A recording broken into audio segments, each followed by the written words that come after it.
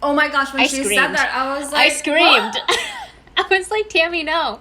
What? Like, girl, what?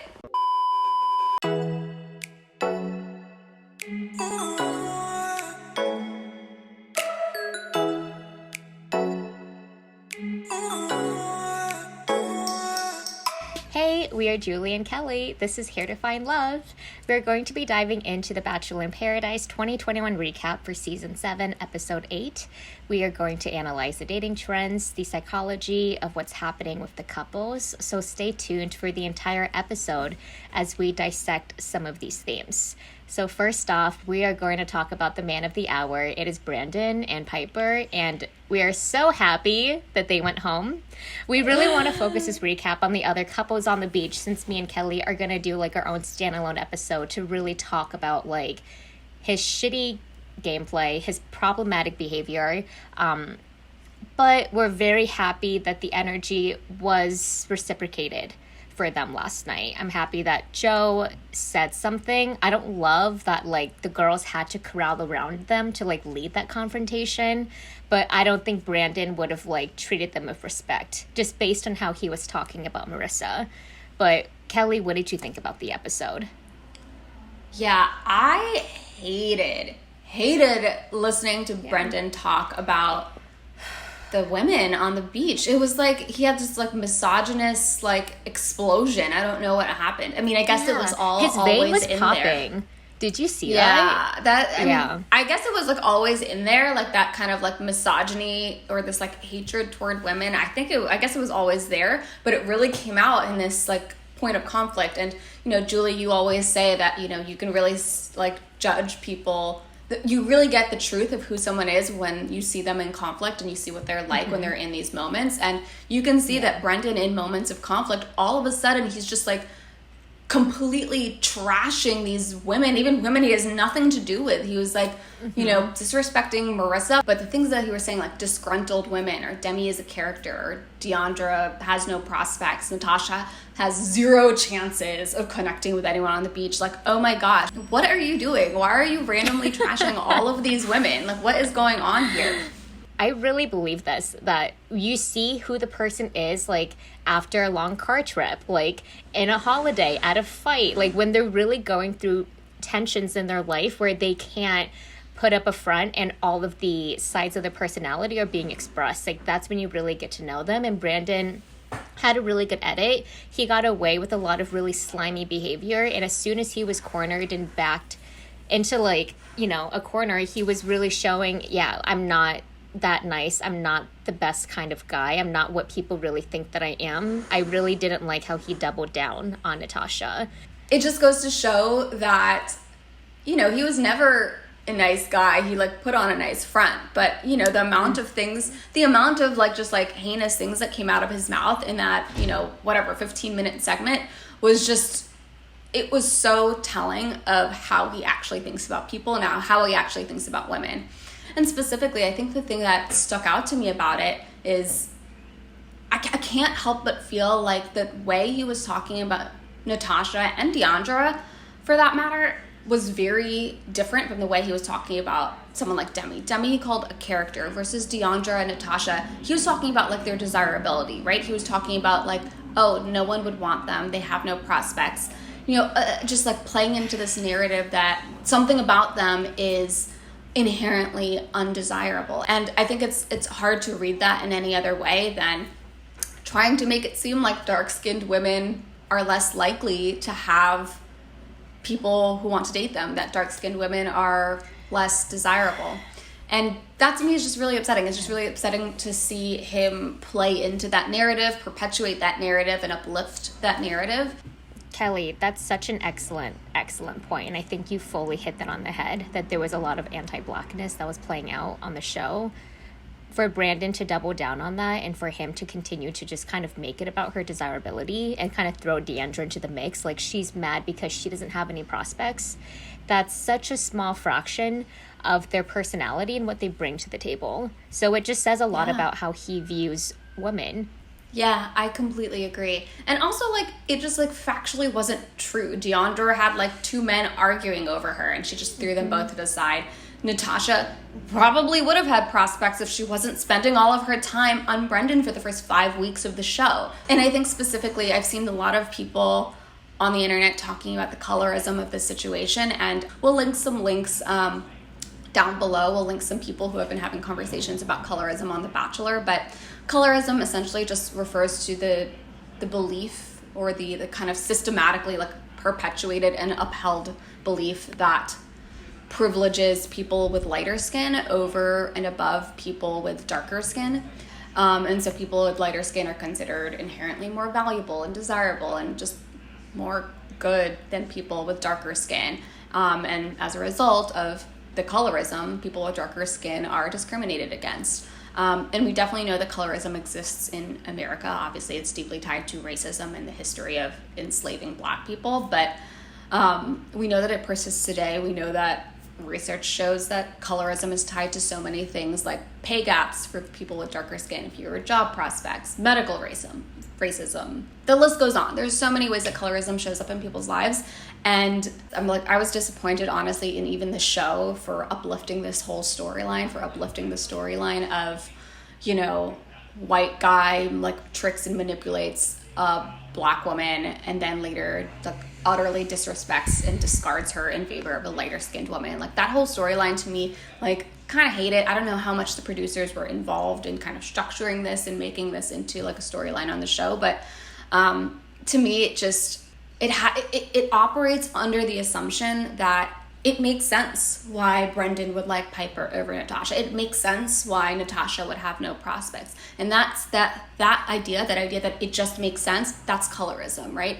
Specifically, the way that Brendan kind of invoked this idea that there's something about Natasha, she will have less people who are interested in her. That to me, even if he didn't intend it, honestly, like even if he didn't intend to invoke colorism, like your words have impact. I actually don't care about what his intention was. His words have impact, and what the impact was to make it cast this story that Natasha is inherently less desirable, and that's colorism, right? To make it seem like, oh, she doesn't have any prospects, just, you know, I was like doing her a favor by keeping her on the beach. I mean, that's like willfully ignorant, and it's also just, you know, you are allowing this like colorist narrative to take hold, right? You're just allowing, you're making space for the idea that Natasha is inherently less valuable, that no one on the beach would want to date her. Like, Brendan, get a grip, Brandon. Yeah, like get out of here. Did you notice that he kind of like did a little bit? Not only was he being a textbook,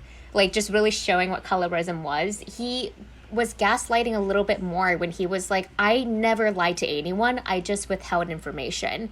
For him not to see how those two things just can't be mutual, like they just don't exist at the same time. Like it just doesn't work that way. He is still so focused on his idea of being a good guy that he's twisting the narrative to make it fit, to like make it be like, okay, like I didn't do anything wrong, I tried my best. Right. Me and Pieper never had the exclusive conversation, which I think was strategic. Like they purposely didn't have that because they wanted to go on the beach to have it. So it was going to be a foregone conclusion. So it's like, how are you both not hurting people on purpose just because you're not doing certain steps to like make things an actual reality, like stating your relationship or stating your interest in each other doesn't mean that it's not something subtle than underneath the surface.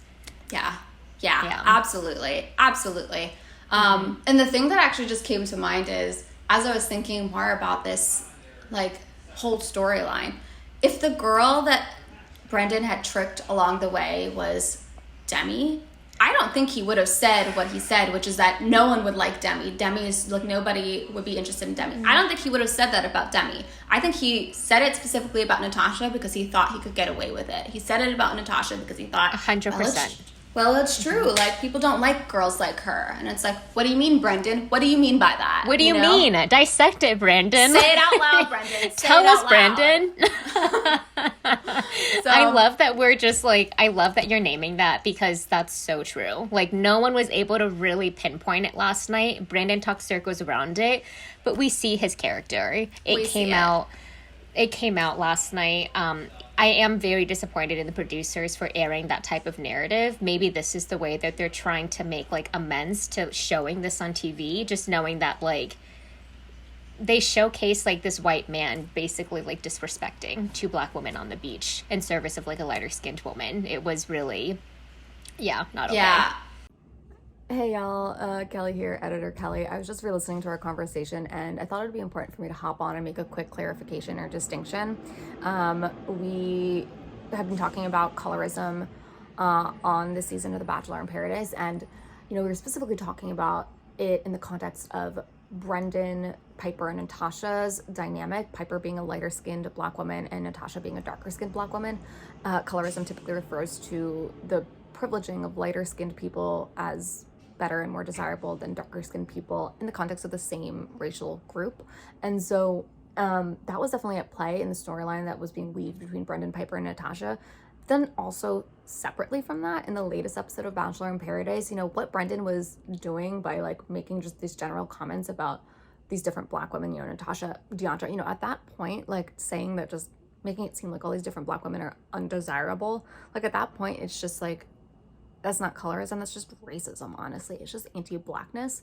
And so I just wanted to come on here and name that. I mean, racism and colorism are obviously related and very, very tied to each other. But yeah, just wanted to make that distinction and thought it was important to say it out loud. And we'll be making another video about the Brendan, Pieper, and Natasha situation more broadly. So if you have any thoughts about any of this or questions that are still lingering, leave them down below. We'd love to hear them and we can address them in this upcoming video. Okay, that's all. Back to the video you're currently watching.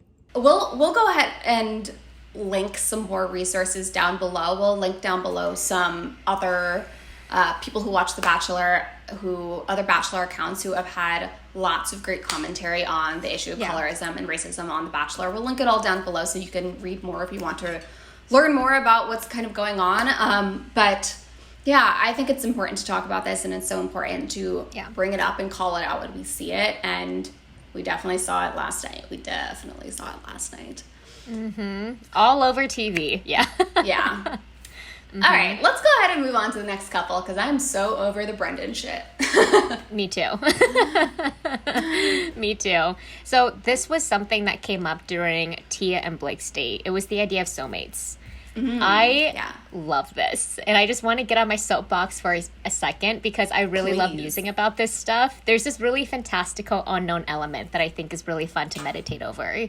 So it was fascinating how Tia was saying that she used to believe in just the idea of having one soulmate. And then Blake was like, well, I think there's multiple people that can be soulmates. And I really do think that it's not always about this marriage connection, which people link soulmates to. It's like that's the person that you're meant to be with forever.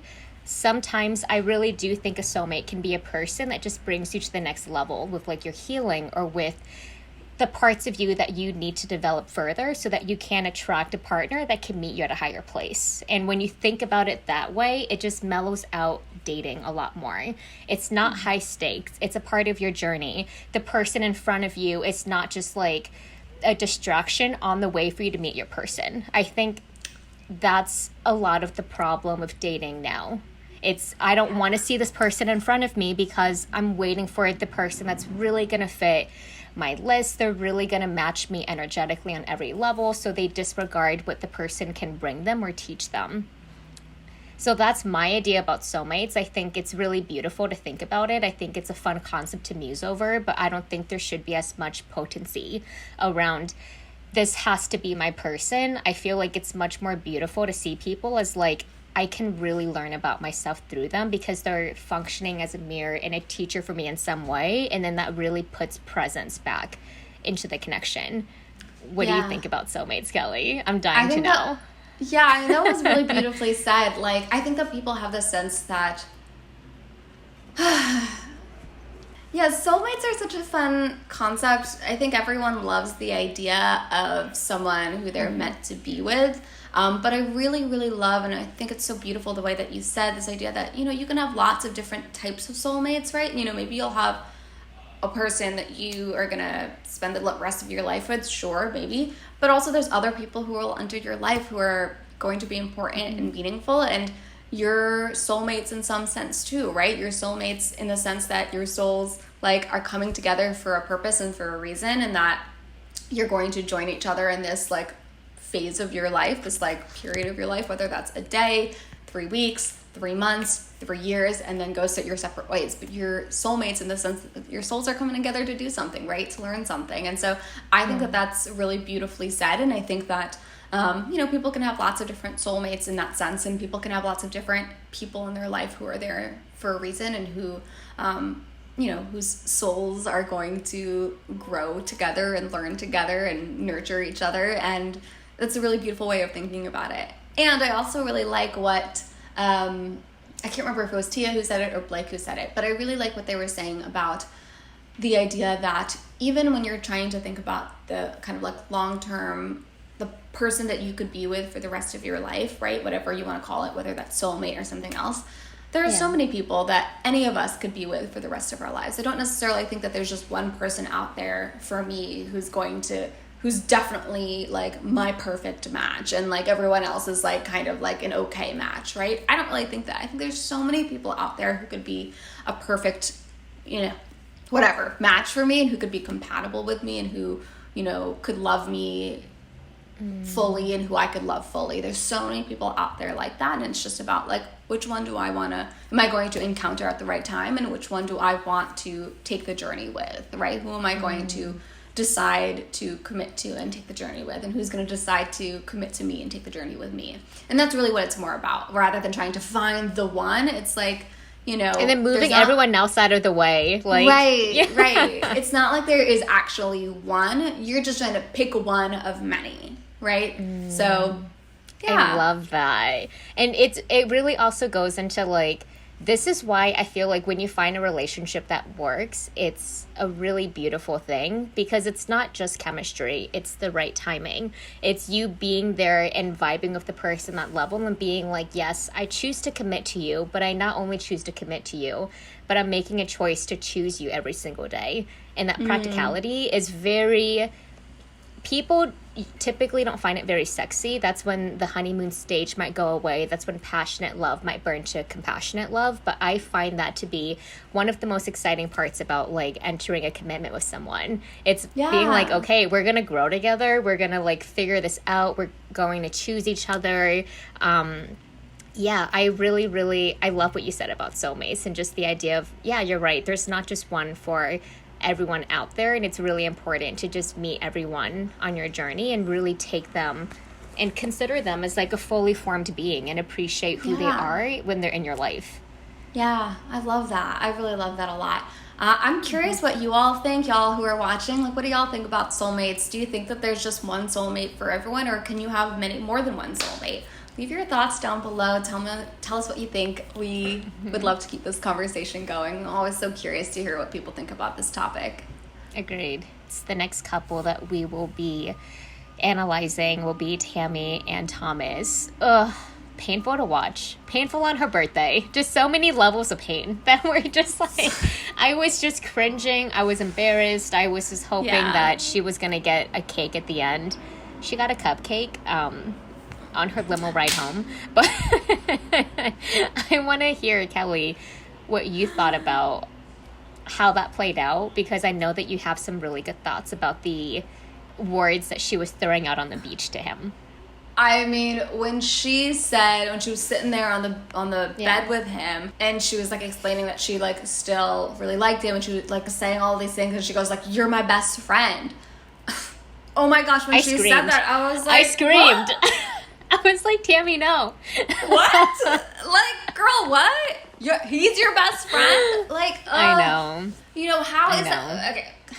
How is that even possible? Like, it's not possible that this person is your best friend. I mean, unless you truly have no friends in your life, which I don't think is true. I think Tammy does have friends. No. But, like, unless you have no friends in your life, it's literally impossible for this guy that you met, like, a couple of days ago to be your best friend. And for you to say that, just... It's a real indicator that your words don't mean anything. And I mean that, and I don't mean that to like criticize Tammy specifically. This is so common on the Bachelor franchise. This is so common in dating in general. People just say words that don't mean anything. And this is actually like, for me, this is a kind of like a red flag that I pinpoint in early stage couples, or when someone, you know, when two people are getting to know each other and someone comes to me, a client comes to me and is asking like, what do you think? Do you think that this is like a good relationship? He's saying all of these things. You know, we met like, you know, 2 weeks ago, and he's saying that he like wants to choose me forever, right? When I hear that, I'm like, girl, he don't know you. How can he say that he wants to choose you forever? So like, even though those are, it's almost like people say words that they think they're supposed to be saying without really acknowledging that they couldn't possibly be true. And people receive those words often in dating too. They receive those words and they're so happy to hear it because it's like something that they like so desperately want to hear, right? I think we all want to hear from someone, like someone saying to you like, I'm going to choose you every day. I think we all want to hear that. And so when we hear it, even if we hear it in a situation that is like completely inappropriate, we're like, oh my gosh, like I found this guy who wants to do this for me, who wants to be with me in that way. And like there is this like cognitive dissonance, or just this this unwillingness to really recognize like, hey, those words like are meaningless in this situation because this person doesn't know me, right? Those words are meaningless. They couldn't possibly be true.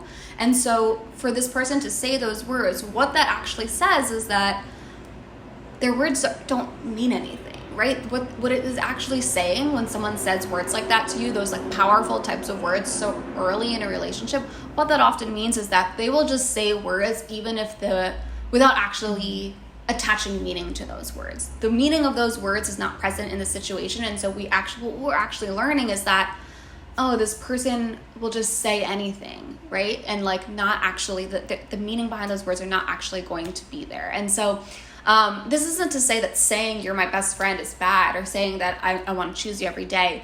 Those things are beautiful. Like obviously everyone wants that in a relationship. The problem is when those words are coming out in completely like non-contextual moments, or in moments where they just couldn't actually be true, just given the situation. They couldn't possibly be true. And we know with Tammy and Thomas, that's like a great example of like, it couldn't possibly be true that this guy is your best friend. And so you're saying words like, my guess is like, they're words that she wants to be true. She's saying that she wants them to be true, and she's heard other people say them, and they seem like they should be the kind of things that you say. You have a big feeling, so I should be saying big words. And so, you know, those are the reasons why I think Tammy is saying those types of words. But we can see how it like landed where it took her, right? It landed her it exposed her to a kind of pain that she didn't even need to be exposed to. She allowed those words to feel true, even though they weren't true. And that's the problem. And so, yeah, it's almost like she invoked those words, manifested those feelings. She made it feel like it was true, even though it wasn't true. And so she received the pain of as if it were true, even though it wasn't true, right? She received an unnecessary amount of pain from the situation by kind of like allowing herself to invoke words like that. And so that to me is why that type of language is so dangerous. It's like emotionally dangerous is the way I feel about that type of language. Not writ large, but in these types of situations where it's just, you're saying things that don't mean anything, that can't mean anything. Yeah. What do you think, Julie? Oof. I mean, wow. You said so many good things in that. I want to respond by saying, yes, I fully agree. I thought it was really disproportionate. Granted, we didn't see a lot of the relationship develop on the beach because we were dealing with game players like Brendan and Pieper that they had to devote airtime towards, so we don't know the depth of their connection. But it's very hard to believe that they developed so rapidly. It kind of felt like Tammy was in this like fantastical fairyland of what she wanted the relationship to be. It was like a country music video that I used to watch growing up. Like just like, I want these things to be true. I want them to like me the way that I like them. And it felt like she was trying to convince him in that moment, like, you're my best friend, I can see you fitting into my life. And it was interesting to see that dynamic because she was like, all of her words were so fluffy and kind of like not really substantial. It was very airy and abstract, and he was very grounded when he was talking to her. yeah, I like you, but I have to be honest. You're not asking me about the date with Becca, but I had a wonderful time with Becca, and I don't think there's anything you can do to convince me out of that, because she tried to make it like a workshop. Like, can we collaborate on this problem together? Yeah. And their connection was so nascent that it just didn't make any, like, sometimes it really just is, I feel pulled in this direction and I want to explore that, and I need to explore that, and the show is kind of forcing me to not be able to, like, explore you both simultaneously. I feel more feelings for Becca, and that's all it really is. And then it felt like, even when she was crying, I don't doubt a moment of her pain. I do feel like a lot of it was fanned by her wanting so much more from the connection than what was actually there. It was like she was scraping the bottom of the well. I always like to think about this analogy of, like, she's trying to find the ocean in a well. She's trying to find so much in something that's so finite. And, like, she was so sad because of it. And Thomas, I mean, I didn't love how direct he was. I'm a pretty straightforward person, but man, he was like, I just don't feel it with you. Just like telling her that, like, he didn't feel guilty about the connection of Becca, even though it was her birthday. Making out with Becca as soon as, like, the conversation was over, that wasn't the nicest thing to do either. I almost feel like he could have been more, like, clear earlier, maybe earlier on he could have, like, said to her, because he was kind of saying things at first. He was saying things that were like, I can't see you in my life long term. Like, he was saying things like that, and I was like, that's not why you're breaking up with her. You're breaking up with her because you like Becca more. Like, that's the truth. You like Becca more than you like Tammy. You're more interested in that connection. You're not breaking up with her because you can't, look, where's our future? He was saying things like that to her. He was like, where's our future? Like, I can't even really imagine, like, our lives together. Like, it just, like, wouldn't work. Like, he was saying things like that, and I was like, you wouldn't have broken up with her over that if Becca hadn't walked down the beach. Like, you're making it seem like it's about, like, your long-term compatibility, but it's not about your long-term compatibility. You're leaving Tammy because you like Becca more. And I think that spinning it into making it seem like it's about a Tammy and Thomas issue, which is what Thomas was doing. He was like, it's an issue between the two of us. Like, we're not compatible. Like, making it into that, I think, is why Tammy was responding with, we can work on it, we can fix it, like, we can try to problem solve around this. That's an excellent point. Yeah, right. It's like, kind of like, but to your point, it's like, there was nothing to problem solve here. He just liked another girl more. There was no problem solving to be done. There was nothing Tammy could have said or done to make Thomas want to stay with her, right? Because he just liked another girl more. And so I almost wish that he hadn't, like, started by trying to, like, almost, like, beat around the bush a little bit, being like, oh, well, we wouldn't be compatible anyway. It's like, why are you saying that? You're making her feel like this is something that she can work on, or that the two of you can work on, when it's not true. What the truth is, you just like another girl more. And I do think that, like, to some extent, like, directness in that case, like, directness in the case of, like, being honest about what it is, like, the real reason why you are ending a relationship. I do think that is really important, and I almost wish, like, he had done that sooner, so that Tammy would have understood that it's not, like, a thing that we can just work on, or that we can work on this. I'm willing to work on this. I can put in the effort. She was saying all those things, and it's like, girl, it ain't about that. He just ain't that into you. Like, he's just not that into you. And I feel like people always want to, not always, but this is a common thing that I sometimes see with people who I think, like Tammy, are pretty emotionally intelligent and who are pretty, I think that Tammy can be a little rough around the edges, but I think that she is smart and, like, wants to connect with people, and I think that is there. And so I think with people like that, I think it's so often people will think that, like, if I just work on it, if I work really hard on this relationship, it's gonna work out, right? If we just work on it, we can make it happen. Like, why won't you work on it with me? And it's like, that is true. I do think that any relationship can be worked on so that it can be sustainable and last in the long term. I do think that that's true, but both people have to want it. And if one person doesn't want to work on it, then you don't have a relationship, right? Like, and it's as simple as that. Yeah. So, like, well, what Tammy was saying was true. Like, we can work on it, we can fix it. Sure, that's true. Whatever your issues are, you can work on. But if he doesn't want to work on it with you, you can't force him. You can't force someone to care, right? You can't force someone to want to be with you. There's, you know, when you see that someone is just not actually having that earnest desire to be with you, then you have to just let it go, because I think it's sad. No one wants wants to like acknowledge that someone just doesn't want to be with them. But, you know, that's what was happening. And when that's happening, you need to just be okay with just saying like, all right, like this person is no longer like drawn to being with me. And if they don't want to be with me, then, you know, deuces, right? Like, what are you going to do? Totally. What are you going to do? It has to be mutually consensual, like you said. So those are our thoughts on the Thomas and Tammy situation. I mean, we wish them both well. Well, yeah. Hold on. We do. Happy birthday, Tammy. I hope that your year is filled with like everything you want and men that deserve you. Okay. All right, I think those are all the couples that we were here to talk about today. Were there any couples that we didn't mention, any couples that you've been loving watching on Bachelor in Paradise this season? Let us know down below, leave their names, and we can talk about them next week. Make sure that you subscribe to our channel, by the way, hit the little bell button so you get alerts when we upload new videos. We're uploading new videos every week as we recap Bachelor in Paradise Season 7. So stay tuned, and we will see you all next week. Bye! Bye!